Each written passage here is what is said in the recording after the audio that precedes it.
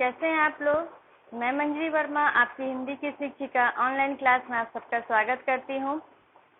आप लोग घर पर ही सुरक्षित रहें, किसी भी कार्य के लिए बाहर नहीं निकलें। खेलना हो तो घर पे ही इंडोर गेम खेलिए, क्योंकि अभी कोविड-19 की वजह से कहीं भी निकलना हमारे लिए सुरक्षित नहीं है। और घर पे रह के हम लोग स्कूल के तरफ से जो ऑनलाइन क्लास कराई जा रही है, पढ़ाई कराई जा रही है, उसको अच्छे से आप लोग कीजिए।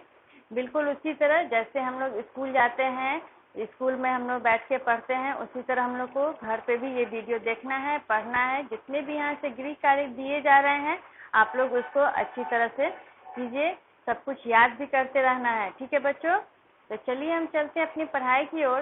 पिछली कक्षा में हमने पिछले वीडियो में क्या देखा था, एक कहानी देखी थी, पाठ 4 घमंडी कौआ। घमंडी कौआ में एक कौवे और हंस दंपत्ति की कहानी थी।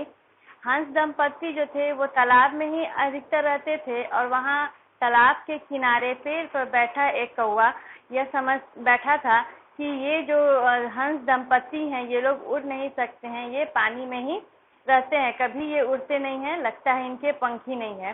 तो एक दिन उसे रहा नहीं गया और उसने हंस दंपत्ति से पूछ दिया कि क्या आप उड़ नहीं सकते हैं, क्या आप लोगों के पंख नहीं हैं। तो इस पे हंस ने कहा कि जब पंख ही नहीं है तो जल पक्षी कैसा। तो आगे हम देखते हैं कि कहानी में क्या हुआ है। यहाँ मैंने कुछ शब्दार्थ और यहाँ कुछ कठिन शब्द लिखा था। कहानी को पढ़ने के पहले इन शब्दार्थों को जानना, इनके अर्थ को जानना हमारे लिए बहुत जरूरी है, ताकि कहानी में कहीं भी ये शब्द आए तो उसका अर्थ हम अच्छे से समझ लें। और ये कठिन शब्द भी आप लोगों को कॉपी में शेयर करना है। तो आइए एक बार हम शब्दार्थ को दोहरा लेते हैं। दंपत्ति, दंपत्ति का अर्थ होता है पति पत्नी का जोड़ा। जल पक्षी, जल पक्षी का अर्थ होता है पानी में रहने वाला पक्षी। मग्न, मग्न मतलब डूबा हुआ। आकर्षित, आकर्षित का अर्थ है खींचना। बुद्धिमान, बुद्धिमान का अर्थ है अक्लमंद, इंटेलिजेंट। गति, गति का अर्थ है चाल। दुर्दशा, दुर्दशा का अर्थ है बुरी हालत। और शेखी, शेखी का अर्थ है ब्यूटीशियन। तो हम लोगों ने कुछ कहानी को पढ़ा था, शेष भाग आज हम लोग पढ़ेंगे। आप लोग अपनी अपनी हिंदी की रोली पुस्तिका भी साथ में रखेंगे, ताकि कुछ अगर वीडियो में नहीं भी समझ में आए तो हम किताब देख लें। तो निकालिए पृष्ठ संख्या 38, 38 और हम कहानी को आगे बढ़ाते हैं।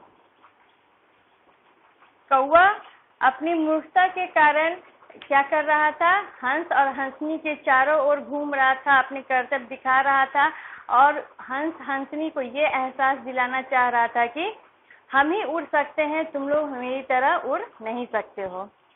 कौवा मूर्ख और घमंडी था। वह अपने आप को सबसे चतुर और बुद्धिमान समझता था। कौवा क्या समझता था अपने आप को, सबसे अधिक चतुर और बुद्धिमान।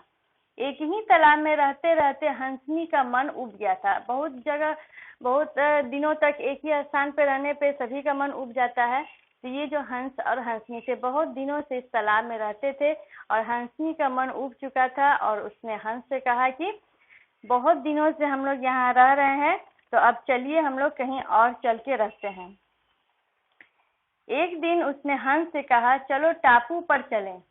टापू एक ऐसा स्थान होता है जो चारों ओर पानी से घिरा हुआ स्थल होता है। तो हंस से हंसनी ने कहा कि चलिए अब हम लोग टापू पे चलते हैं रहने के लिए। वहाँ झील है, झील में और वहाँ पे अगल बगल बहुत सारे रंग बिरंग के फूल हैं, बहुत अच्छा दृश्य है, कमल का फूल भी है वहाँ पे। तो चलिए हम लोग वहाँ चलते हैं। बात तो तुम ठीक कह रही हो, हंस ने कहा। हंसनी ने जब हंस को इस तरह से कहा तो हंस ने कहा कि बात तो तुम ठीक कह रही हो, और जब हम ऐसा करेंगे तो हंस भी ये जान जाएगा कि हम उड़ सकते हैं। बात तो तुम ठीक कह रही हो, कौवे को भी पता चल जाए कि सचमुच जल पक्षी हैं हम और उड़ सकते हैं। जब हम उड़ के जाएंगे तो कौवा हमें देखेगा और उसे पता चल जाएगा कि हम भी जल पक्षी हैं। हंस ये सब किसकी ओर इशारा करके कह रहा था, जो किनारे पेड़ पर कौवा बैठा था उसकी ओर इशारा करते हुए हंस ये सारी बातें कह रहा था। ठीक है चलो जल्दी चलो। दोनों प्लानिंग बना लिए टापू की ओर चलने का, और दोनों चल दिए। यह कहकर हंसनी ने पंख फैलाए और आकाश में उड़ गई। उसके पीछे हंस भी उड़ गया। दोनों टापू की ओर जाने के लिए तैयार हो गए। खुशी खुशी जल्दी से चल दिए। पहले हंसनी उड़ गई पंख फैला के और उसके पीछे में हंस भी उड़ गया। दोनों धीरे धीरे टापू की ओर बढ़ने लगे। जिस दिशा में टापू था उधर ये लोग जाने लगे और धीरे धीरे टापू की ओर बढ़ने लगे। कौवा भी उड़कर उनके पास जा पहुंचा और बोला, अब मजा आएगा। कौवा ये सारी बातें देख रहा था और वो हंस हंसनी के पीछे उड़ता हुआ उनके पास पहुंच गया और बोला कि अब मजा आएगा। कौवा तेज गति से उनके आगे निकल गया। कौवा क्या हुआ, बहुत स्पीड से हंस हंसनी के आगे से होके निकल गया और मानो जैसे कि वो उनसे रेस लगा रहा हो, उनको बताना चाह रहा हो कि हम ही तेज उड़ सकते हैं, तुम लोग नहीं उड़ सकते।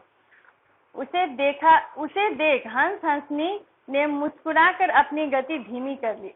जब कौवा बहुत स्पीड से, बहुत तेज गति से आगे निकला तो हंस और हंसनी क्या हुआ, मुस्कुराने लगे। उन्हें समझ आ गया कि देखो अब ये हम लोगों को देख लिया है उड़ते, और ये अपने शान में, अपनी झूठी शान में जो है सेखी में ये आगे की ओर बढ़ गया है और हम लोग को दिखाना चाहता है कि मैं ही तेज उड़ सकता हूँ। तो वो लोग जान के अपनी गति को धीमी कर दिए कि कुछ देर कौवे को खुश होने दो, उसको आगे ही बढ़ने दो। कौवा और आगे निकल गया और बोला, शाबाश। कौवा जो बहुत तेज गति से आगे बढ़ रहा था वो बहुत आगे निकल गया और हंस हंसनी की ओर देखते हुए बोला, शाबाश, थोड़ा और तेज चलो, मेरे बराबर उड़ो। कौवा उन्हें ललकार रहा था कि चलो आओ, शाबाश, बहुत तेज चलो, मेरे बराबर आओ। कौवे की ललकार सुनकर हंस दंपत्ति मुस्कुराकर थोड़ा ऊंचे उठकर अपनी गति बढ़ा ली। जब हंसनी को कौवे ने ललकारा तो वो सोचे कि चलो अब इसको हम थोड़ा सा मजा चखाते हैं ये और उन्होंने अपनी स्पीड को थोड़ा सा बढ़ा लिया, अपनी गति थोड़ी बढ़ा ली। उनकी तेज गति देखकर कौवे के होश उड़ गए। कौवा पहली बार हंस हंसनी को इतनी तेज गति में उड़ते देख रहा था और उसके होश उड़ गए। होश उड़ गए मतलब वो बहुत ही आश्चर्य से उनको देखने लगा कि क्या हंस हंसनी भी इतनी तेजी से उड़ सकते हैं। वह सोचने लगा, अब तो इनके साथ उड़ना बहुत कठिन है। अब इतने में ही कौवे के होश ठिकाने आ गए और उसने कहा कि अब इतनी गति से ये उड़ रहा है, अब तो इन लोगों के बराबर उड़ना मेरे लिए बहुत कठिन है। कठिन का मतलब बहुत ये टफ वर्क हो गया कि हम इनके बराबर में उड़े। इनके पीछे पीछे उड़ने में ही मेरी भलाई है। अब कौवा क्या हुआ, हंस हंसनी के पीछे हो गया क्योंकि हंस दंपतियों ने अपनी गति को बहुत तेज बढ़ा लिया, जिसका मुकाबला करना कौवे के लिए बहुत ही कठिन था।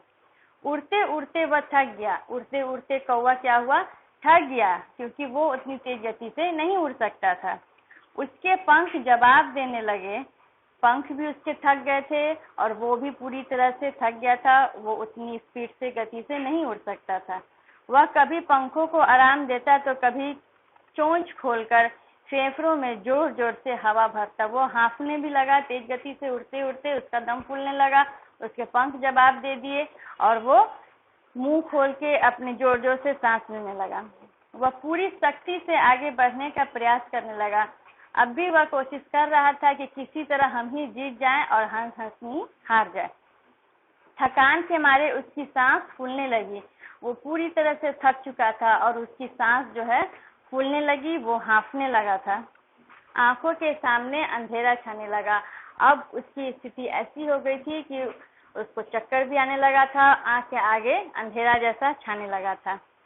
कौवे की इस दुर्दशा देखकर, दुर्दशा का अर्थ होता है, मैंने यहाँ लिखाया है बुरी हालत, बहुत बुरी हालत उसकी हो गई थी। और कौवे की इस बुरी हालत को देखकर हंसनी को हंसी आ गई।